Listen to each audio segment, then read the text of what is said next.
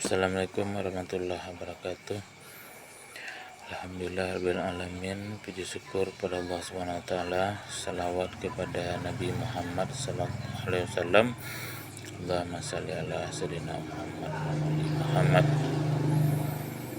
Saya beberapa kali menemukan di media sosial, baik di YouTube, Instagram maupun Facebook,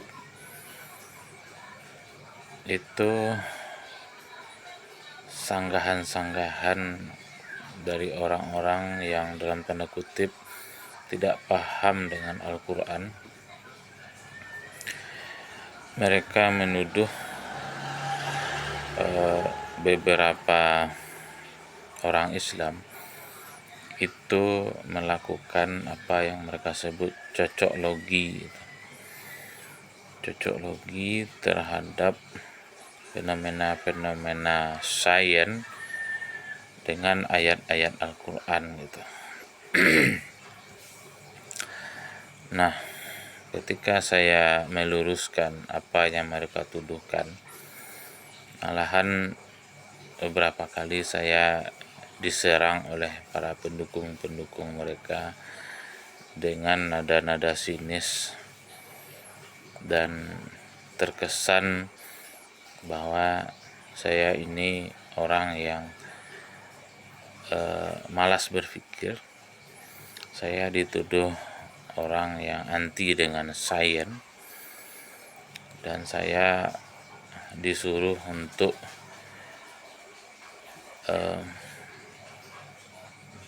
tidak usah belajar sains gitu, karena ujung-ujungnya nanti saya akan mencocok logikan ayat-ayat Al-Quran dengan fenomena-fenomena sains gitu. Apakah memang demikian tuduhan-tuduhan mereka itu terhadap sebagian kaum muslimin yang memang sebagian mereka itu memang saintis juga, ilmuwan juga ya. Mereka bukan orang awam, bukan orang yang tidak paham ilmu pengetahuan gitu. Nah, apa yang dimaksud dengan cocok logi seperti yang mereka tuduhkan itu? Cocok logi ini sebenarnya istilah sindiran, istilah yang dibuat-buat ya, atau istilah yang bernada ejekan gitu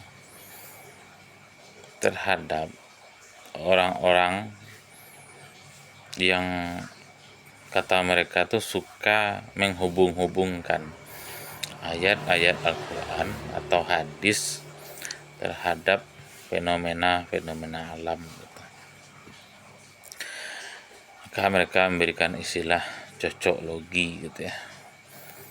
Kedengarannya lucu gitu ya, tapi kalau kita seriusi ini sangat menyakitkan gitu. Islam itu atau umat Islam itu dituduh tidak ngerti dengan sains. Umat Islam itu dituduh sok tahu dengan sains. Umat Islam itu dituduh terdoktrin dengan kitab suci gitu. Persoalannya kan tidak sederhana itu ya. Pertama, memang benar ada segelintir kaum muslimin ya yang memang kerjaannya itu suka menghubung-hubungkan ayat atau hadis yang mereka pahami sebagaimana adanya atau tekstual, kemudian menjadikan ayat atau hadis itu pembenaran terhadap sains modern gitu. Ada begitu saya lihat gitu. Contohnya adalah misalnya teori Big Bang ya. Teori tentang alam semesta. atau teori tentang terbentuknya alam semesta, lebih tepatnya begitu ya, yang dicetuskan oleh Edwin Hubble gitu. Beberapa ke 1 abad yang lalu lebih kurang ya. Jadi salah satu teori yang membahas tentang terbentuknya alam semesta yaitu teori ledakan besar atau Big Bang, di mana teori ini mengatakan bahwa dulu sebelum alam semesta ini ada, sebelum bintang, planet, matahari, dan lain sebagainya itu ada, alam semesta ini dalam satu titik. Jadi titik ini volumenya 0 gitu. Sebuah titik volumenya 0 dan kerapatan yang tak terhingga gitu. Tiba-tiba meledak sekitar 15 miliar tahun yang lalu. Nah, ledakan itu menyebar ke segala penjuru ya. Nah, selama miliaran tahun hasil dari ledakan ini berupa debu kosmik itu menyebar ke segala arah, dan masing-masing itu membentuk formasi-formasi, kumpulan-kumpulan, dan kumpulan-kumpulan ini juga berproses sedemikian rupa selama miliaran tahun, maka membentuklah apa disebut dengan galaksi-galaksi, yaitu kumpulan bintang-bintang, dan bintang-bintang ini juga berproses membentuk tata surya gitu. Nah, hasil dari ledakan besar itu seperti yang kita lihat sekarang ya, berupa alam semesta yang luasnya tak terhingga gitu, punya ruang, punya waktu, energi dan materi kan gitu.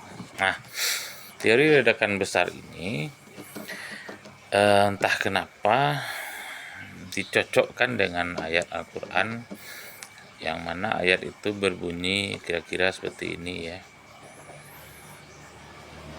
Tahukah kalian bahwasanya dulu langit dan bumi itu sesuatu yang padu, kemudian kami benar-benar memisahkannya gitu. Nah, ayat inilah yang dicocokkan dengan teori Hubble tadi gitu.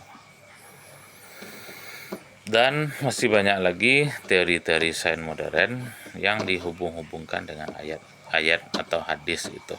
Saya tidak bisa menyebutkan satu persatu di sini karena keterbatasan waktu dan data begitu. Itu bisa kita lacak itu ya. Nah, ini yang kurang betul atau kurang tepat ya, mencocokkan ayat hadis dengan teori sains gitu. Nah, lalu tuduhan cocok logi ini kalau dilemparkan kepada kelompok yang saya sebutkan tadi, yang hobinya mencocok-cocokkan ayat hadis dengan teori sains modern, yang mana seolah-olah ayat itu membenarkan teori sains modern ya, itu tidak apa-apa. Tapi jika misalnya ada pembahasan tentang fenomena alam, dibahas sedemikian rupa, sejelas-jelasnya, sedetail-detailnya, kemudian disisipkan dengan ayat atau hadis itu yang juga berbicara tentang hal itu dengan redaksi yang sama gitu. Itu bagi saya bukan cocok logi gitu. Itu justru memperkuat seorang muslim ya. Kalau orang non muslim terserah ya, itu peduli, kita tidak peduli dengan orang-orang di luar Islam ya. Bagi seorang muslim yang beriman, kalau ada fenomena alam gitu ya, kemudian dalam pembahasan itu disisipkan hadis atau ayat gitu ya, itu kan menambah keyakinan pada dirinya terhadap kebenaran ajaran Islam khususnya gitu ya. Ini kan bukan mencocokkan teori dengan dalil gitu ya, tapi membahas teori sedemikian rupa sejelas mungkin, kemudian memasukkan, menyisipkan ayat atau hadis itu. Dan kalau boleh jujur ya, saya banyak menemukan ya hasil penelitian atau paper atau buku atau karya ilmiah ya yang juga menyisipkan ayat atau hadis gitu. Ya apa salahnya kan ayat atau hadis disisipkan ya. Bagi orang muslim menyisipkan ayat dan hadis itu sesuatu yang baik begitu kan. Jadi toh kan tidak mengganggu gitu ya. Kalau orang non muslim mau menyisipkan ayat atau hadis di dalam paper, di dalam karya ilmiahnya, silahkan juga itu. Ya. Itu kan hak mereka juga, dan umat Islam juga punya hak untuk itu gitu. Ya ini kan konteksnya bukan membenarkan teori sains dengan ayat gitu ya. Misalnya gini, salah satu channel yang menurut saya cukup bagus yang membahas sains teknologi ya, itu saya sudah lama mengikutinya, itu Rumah Editor. Saya sebutkan saja channel YouTube-nya ya, Rumah Editor gitu. Rumah Editor itu bayangkan ya, mereka itu bikin video, satu video itu 1 bulan gitu.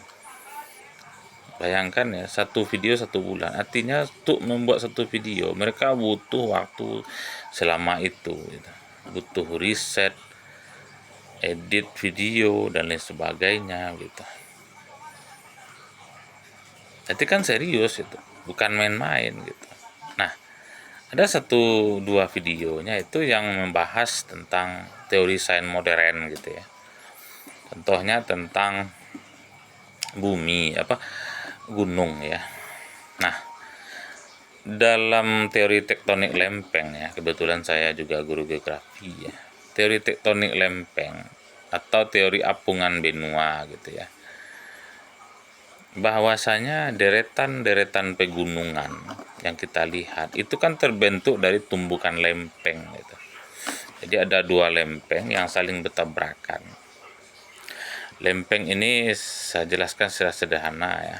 Lempeng ini bagian dari kerak bumi paling atas ya, yang ketebalannya itu 50 sampai 150 km tebalnya ya, kerak bumi bagian atas itu ya, yang keras ya, keras ya, terdiri dari bebatuan keras dan batuan endapan gitu ya, mulai dari atas, paling atas sampai bawah gitu ya. Yang paling atas itu batuannya cenderung lunak kena endapan, dan bagian bawahnya cenderung lebih keras gitu ya. Nah, kenapa bagian atas bumi itu keras ya? Karena bagian atas bumi itu kan suhunya mendingin ya. Jadi bebatuan itu kalau dia mendingin dia membeku gitu.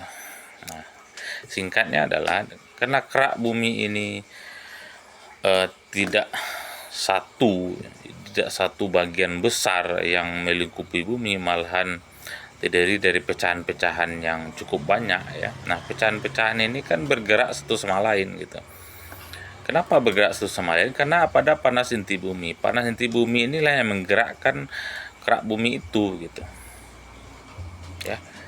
Jadi kerak inti bumi yang panas ini yang lebih kurang 6.000 derajat yang berada di pusat bumi itu adalah energi yang menggerakkan lempeng-lempengan ini. Di samping juga inti bumi ini kan pusatnya gravitasi ya. Bumi begitu, secara fisika inti bumi inilah yang membuat bumi ini berputar pada sumbunya gitu ya, atau rotasi begitu. Nah, di lempeng-lempeng yang banyak ini di atas, paling atas dari permukaan bumi ini, gerakannya itu ada 3. Ada yang bergesekan satu sama lain antar lempeng sehingga membentuk apa disebut dengan patahan atau sesar. Ada yang saling menjauh satu sama lain, lempeng A dengan lempeng B itu saling menjauh, maka bagian bagian tengahnya itu membentuk pematang ya, pematang samudra gitu. Itu terjadi di lautan Atlantik gitu ya, mana benua Afrika terpisah dengan benua Amerika Latin gitu, hingga membentuk pematang samudra Pasifik gitu ya. Nah, kemudian ada satu lagi pergerakan lempeng yang saling bertabrakan atau saling bertumbukan gitu. Nah, lempeng yang bertumbukan inilah yang membentuk apa yang kita kenal dengan pegunungan atau sistem dari pegunungan gitu. Ada banyak sistem pegunungan yang ada di dunia, ada yang besar, masa bebatuannya ada yang menengah, sedang, dan ada yang kecil gitu. Nah, hasil tumbukan lempeng yang membentuk deretan pegunungan inilah yang yang membuat secara teori ilmiah ya menjadikan bumi itu tidak goncang gitu. Itu sudah dibuktikan gitu. Jadi gunung itu ibarat pasak ya, ibarat pasak bumi gitu yang menahan agar bumi itu tidak goncang gitu. Karena secara teorinya begini, ketika dua lempeng saling bertabrakan ya, ini lempeng A, ini lempeng B bertabrakan. Nah, tabrakannya itu yang satu itu naik ke atas gitu, ya kan? Yang satu terus ke bawah. Yang naik ke atas ini, yang menonjol ke atas ini disebut dengan pegunungan ya. Yang menghujam ke bawah, ya kan? Yang menghujam ke bawah ini bagian lempeng yang lunak gitu. Jadi ada yang menghujam ke bawah, ada yang naik ke atas gitu. Ini kan persis seperti paku ya gitu kan, paku gitu. Jadi ini memaku gitu. Ya. Nah, inilah yang membuat pergerakan lempeng di bumi itu tidak begitu gerakannya itu tidak liar begitu ya. Nah, sehingga ada yang memaku, ada yang memasak, dipasak bagian-bagian tertentu dari permukaan bumi yang keras itu, sehingga pergerakan-pergerakan dari kerak bumi ini bisa terkendali begitu ya. Maksudnya bumi ini tidak goncang terus menerus gitu ya. Demikian kira-kira secara teorinya begitu ya. Nah, dengan pola pergerakan seperti itu yang membentuk pegunungan selama jutaan tahun gitu ya, maka seolah-olah itu pasak gitu. Ibarat dua lempengan papan, kemudian kita paku ya. Nah, papan ini tidak bergerak kemana-mana dia, karena sudah terpaku gitu. Begitulah kira-kira gitu. Nah, teori ini sudah dibuktikan gitu, sudah dijelaskan di banyak karya. Dan ketika kita baca ayat Al-Quran yang bicara tentang gunung-gunung, ternyata Allah SWT menjelaskan bahwa gunung yang Allah ciptakan itu seperti pasak gitu. Diimpamakan seperti pasak gitu. Seperti pasak, seperti paku bumi gitu, agar bumi itu tidak goncang atau apa. Apakah ini cocok logi? Ya jelas bukan gitu. Ini bukan cocok logi. Kan sudah dijelaskan apa penjelasan-penjelasan ilmiah modernnya gitu kan. Dan kalau ada ayat yang berbicara tentang itu, ada ayatnya yang bicara tentang itu gitu. Ayat Al-Quran maksudnya gitu. Kalau di kitab suci lain kalau ada yang seperti itu ya monggo gitu kan, silahkan gitu. Dan tidak ada yang menuduh itu cocok logi gitu kan. Jadi kadang-kadang istilah ya. Ini zaman medsos ini kan zaman perang istilah ya. Itu istilah itu kadang-kadang dipakai oleh orang menurut pengertiannya itu menurut dia itu. Sementara menurut yang sebenarnya istilah itu bisa debatable ya, bisa macam-macam gitu. Jadi istilah itu kadang-kadang dimonopoli oleh salah satu pihak atau kelompok gitu ya. Dan pengertiannya itu mereka monopoli. Dan kalau ada yang menjelaskan pengertian istilah itu lain dari mereka salahkan gitu. Ini kan tidak fair gitu ya. Kalau ayat Al-Quran tidak boleh sama sekali masuk ke dalam kajian-kajian ilmiah gitu ya. Kalau memang begitu caranya gitu. Sekalian saja yang lain juga tidak boleh masuk, ajaran manapun tidak boleh masuk gitu. Doktrin-doktrin apapun tidak boleh masuk, idealisme apapun tidak boleh masuk gitu.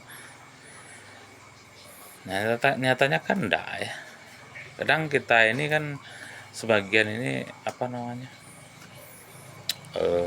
standar ganda. Nah, ini sering terjadi gitu. Apa itu standar ganda?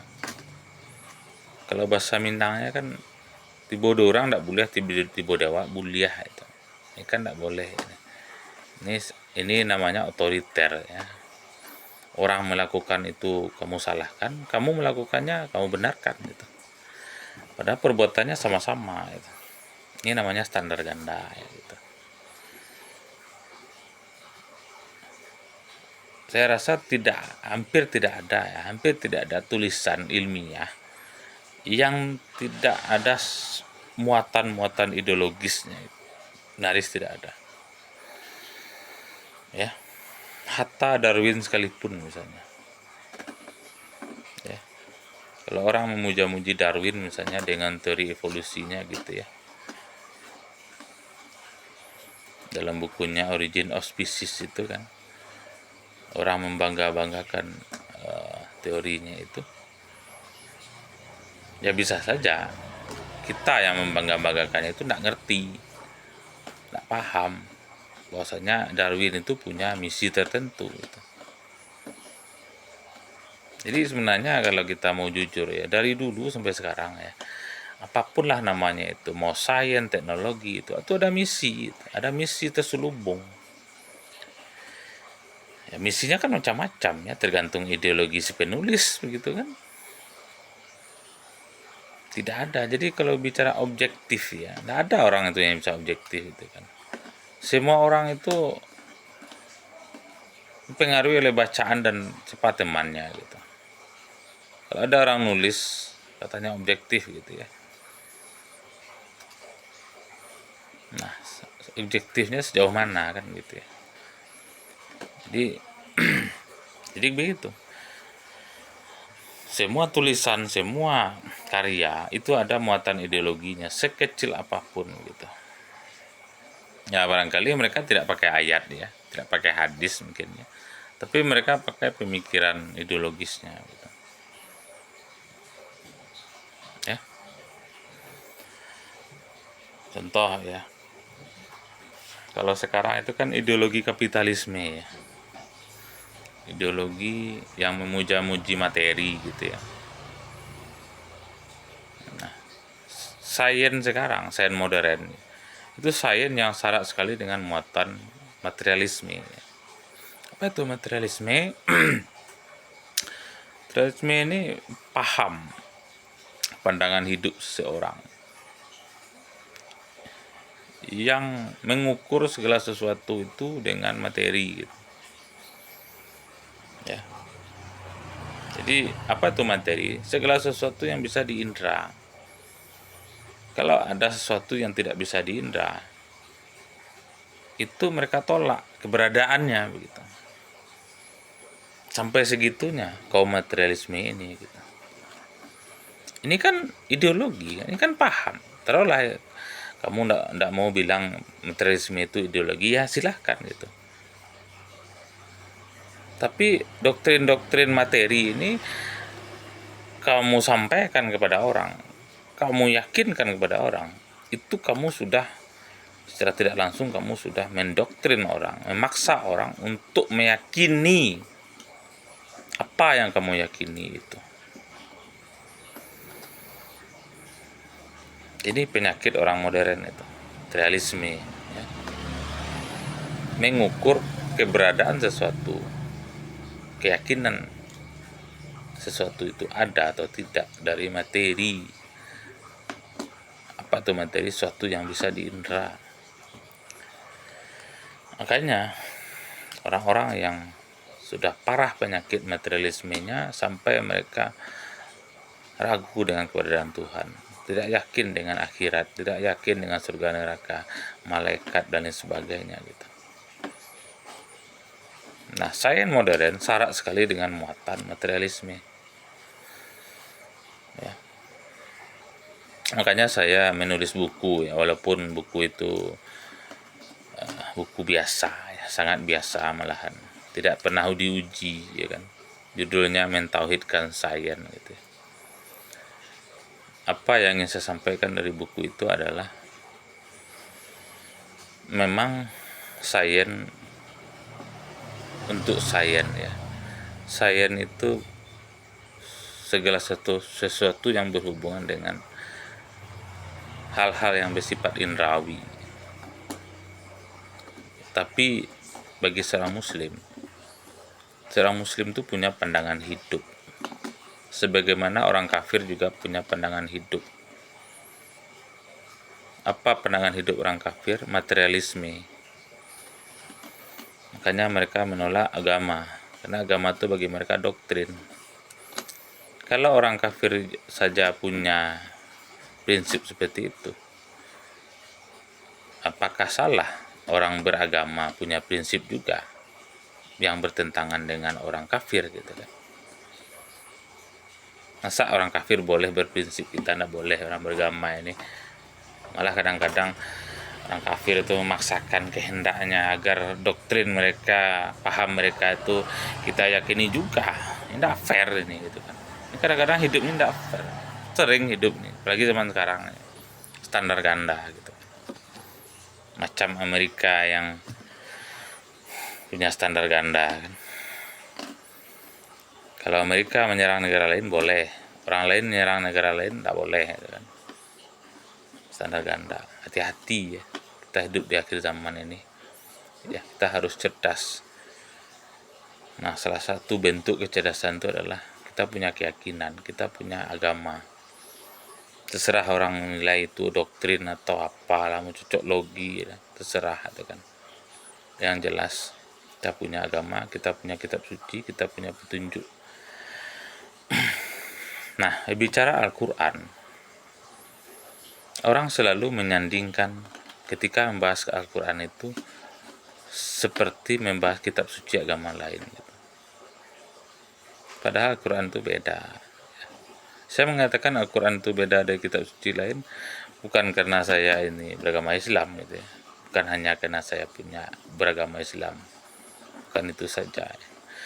Al-Quran itu kebenaran Al-Quran itu ya sudah dibuktikan bukan saja oleh orang muslim tapi oleh orang non muslim juga. Nah, apa bukti kebenaran Al-Quran itu? Salah satunya, ada sekian banyak. Al-Quran itu sudah berusia 14 abad, malahan lebih ya. Dan Al-Quran itu sejak dia turun sampai sekarang terjaga kemurniannya gitu. Tidak ada satupun ayat Al-Quran itu yang berubah.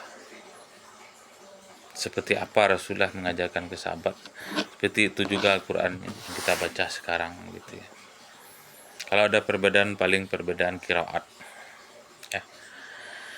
Al-Quran itu sama, memang tafsirannya banyak berbeda, itu tafsirannya, bukan Al-Quran itu sendiri gitu. Ya, saya tidak mengatakan kitab suci agama lain itu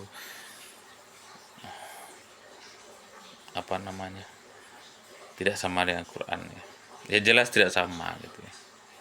Saya tidak membahas kitab suci lain ya. Saya bahas adalah Al-Quran. Bukti-bukti kebenarannya itu sudah tidak bisa lagi dibantah ya.